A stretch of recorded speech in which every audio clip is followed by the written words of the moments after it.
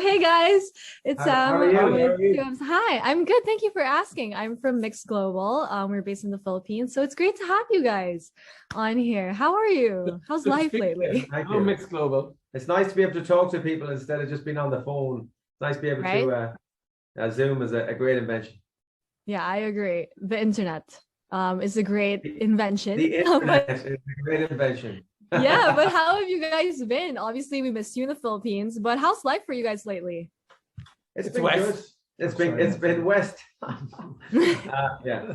It's do you know what? It's been a really kind of obviously a very strange couple of years. It's been a strange couple of years, but you know what? It's also been nice to kind of, when we came back with Spectrum and we did our world tour, we spent a lot of time on the road traveling around. So I think the lockdown gave us a lot of time with our families. We get a lot of time with important time with our kids. And we got to do new things with our children, whether it be learning musical instruments or we were kayaking Aw.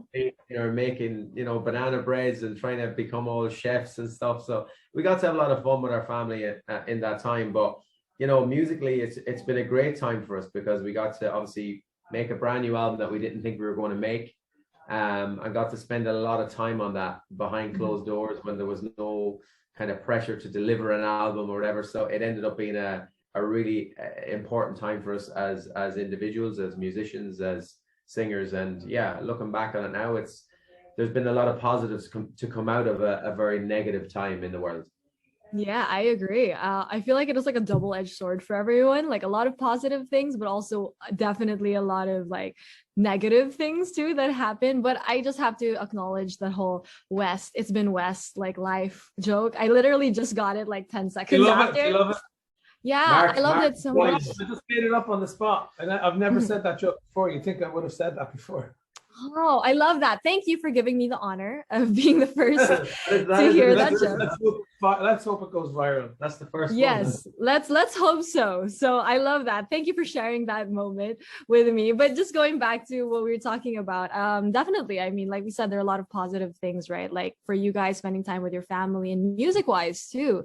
With the whole album, which is coming up, Wild Dreams, I saw that I was inspired by, a lot of the challenges that we all experienced in the last almost 2 years. So for Westlife, like what was it like? Obviously making music despite everything that was happening.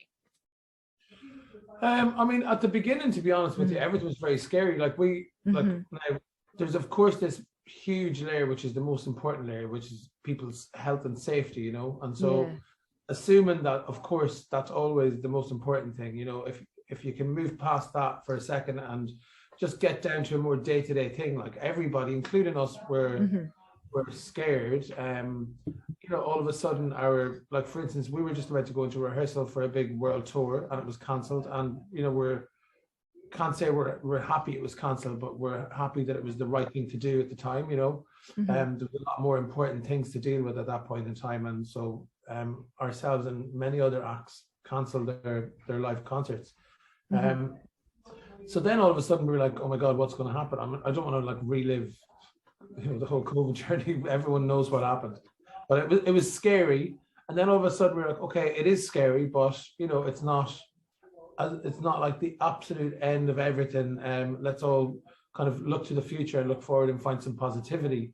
Like we all done a lot of different things, like we all focus on stuff out of our own human nature to sort of survive. I think, like for instance, I've always wanted to do sort of a course in graphic design. So I spent months and months studying graphic design at home. Like Shane has always played the guitar, but he took up the guitar and really focused on it in a way that he probably wouldn't have had time to do if we're on tour.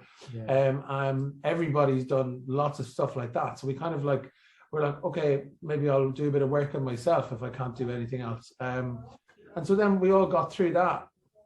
And all of a sudden, out of nowhere, our manager was like, look, we can't tour. We don't know when the concerts are going to be able to happen. It could be years. But what we can do is we can make music. And so if, there's a couple of record labels that would love to make an album with you. So if that was the case, would you be into it? And I think we all kind of, in a very quick amount of time, turned around and we were like, absolutely. We need this. We needed to do something for ourselves. And thankfully, once again in our lives, music came through, and music gave us the gift of happiness and sanity, and it became a reason for living again. Well, not a reason for living, you know, but like it became a reason to get up in the morning and get out of bed. And also we were able to put to use a lot of stuff we had experienced as well over the last kind of couple of years. Like we felt like we needed to make uplifting music, you know. We were like, let's not make this album like the one for, you know, all heavy, deep, dark ballads or songs for funerals and stuff. Let's make it joyous. Let's think about a time when we're going to be back together with our fans in concert situations, and let's write songs that we can sing to our fans at that concert, you know. So in our head, it was like the dream, and the whole Wild Dreams thing partly is because we're thinking about this. We were dreaming about a day when we'd be back together with our fans in a stadium or in an arena singing our songs, and it's kind of the idea of this dream that thankfully is now going to come true. Yeah, I love that. See, that was the forward thinking, the manifestation of Westlife saying like, we're going to make music for when we get to play. Like, what kind of songs would we like to sing, you know? And even the artwork for the album, there's this shot of us, the sunset, and the reason we want it to be a sunset is because our concerts go down and happen at sunset, and it was all about dreaming about this moment where we'll be back in our heavenly place, which is performing in front of our fans, and we're singing and they're singing, and we're all having a lovely evening, you know. Yeah, definitely the best feeling for you guys, but also to everyone watching. So we definitely can't wait. But obviously, we're very excited. The album is going to prepare all of us for that moment. We're very excited. Yeah, we're very excited for that. But I do want to know, what was it like for you guys working on the album, especially now we've all had to kind of adjust to everything that was going on, right? Like, was it online, or like, was it in person, or just like a hybrid of everything? What was that experience like for you guys? It was very, very different is the best way to describe it. You know, it was all online. It was all individually done in separate rooms, and separate laptops, and separate recording setups. We had like mobile recording studios in our houses.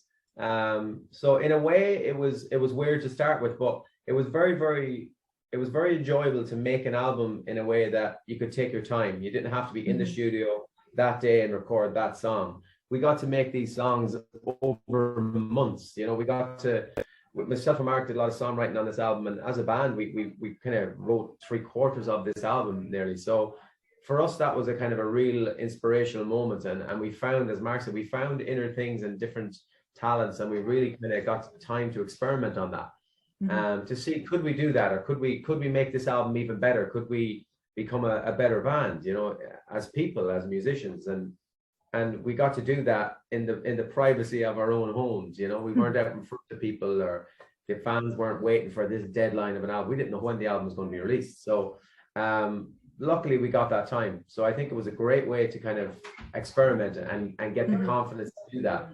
And the first song we wrote was, you know, Wild Dreams. You know, that was the first idea we had. And then after that, you know, Magic and Starlight, different songs. It was all about trying to be uplifting and positive, and try and write songs, as Mark said, that are going to be in our concerts. People are going to be happy, you know, and we kept trying to write Nikki, upbeat, happy songs. Just come and say hi. Oh, there's Nikki. Hello. Hi. Thank you for joining us. He's a very busy man. Yeah. Very, very busy man. And you know what I would like to do? What country am I speaking to? Where are you from? From the Philippines. Good It's one of my favorites. I hear, how's Manny Pacquiao doing for president? Is he gonna win? Ooh, I don't think I'm the right person to ask for that right now. Can I be really rude? Could I steal Shane for 10 seconds? Go ahead. What's this? No, come on. Mark, you just answer. I'll bring him back. Okay, there we go.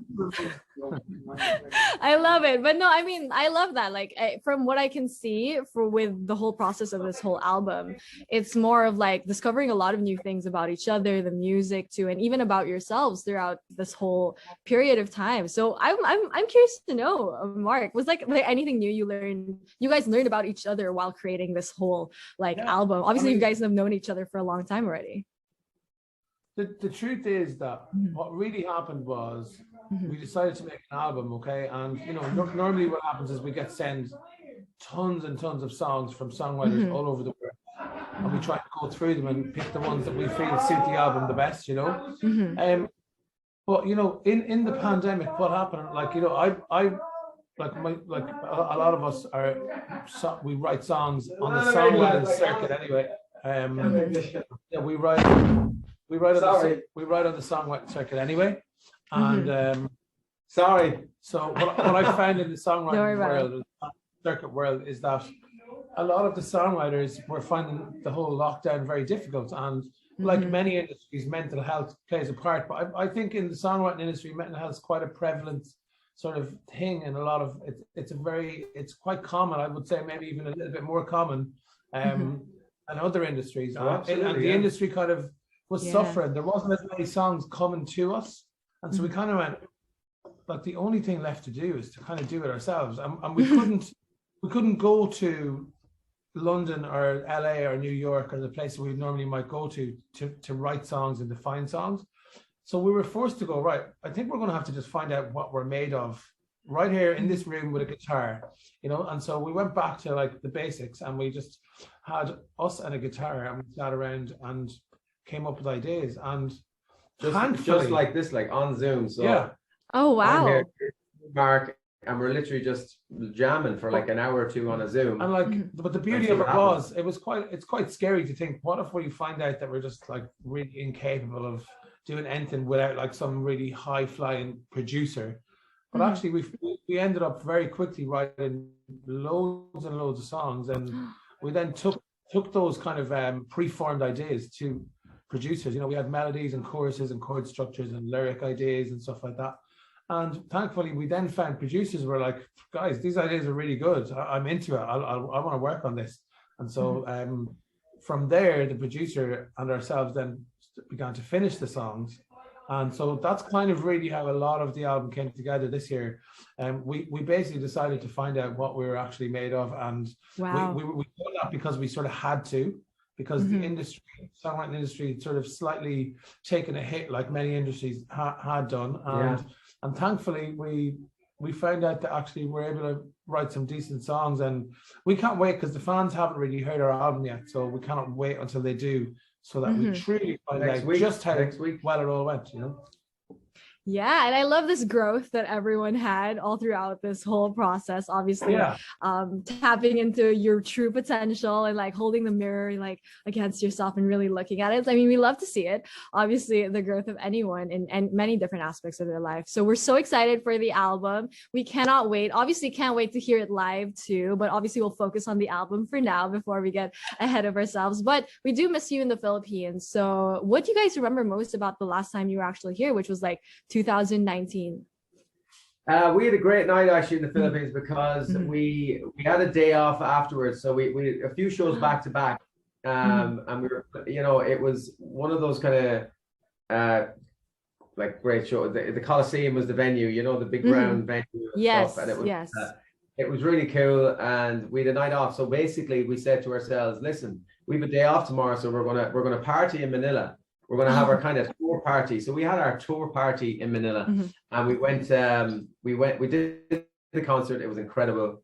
The fans were going crazy, as they always do. It's always a little bit louder in Manila, you know, in the Philippines. They go a little bit more crazy, which is great, which we love. And then afterwards, we went for dinner, and we went to this like pool hall to play pool, you know, and had some drinks. And we stayed up till about 5 o'clock in the morning. It was a late night in Manila, and we slept nearly most of the next day because we had a day off, and then we flew on to our next concert. So it was a great time. Oh, it sounded like an epic night. Obviously, when you come back, you can expect it to be much louder than it was last time, obviously, because we're so excited to have you guys here. But before I let you guys go, do you have a message to all your Filipino fans who miss you and are so excited for the album?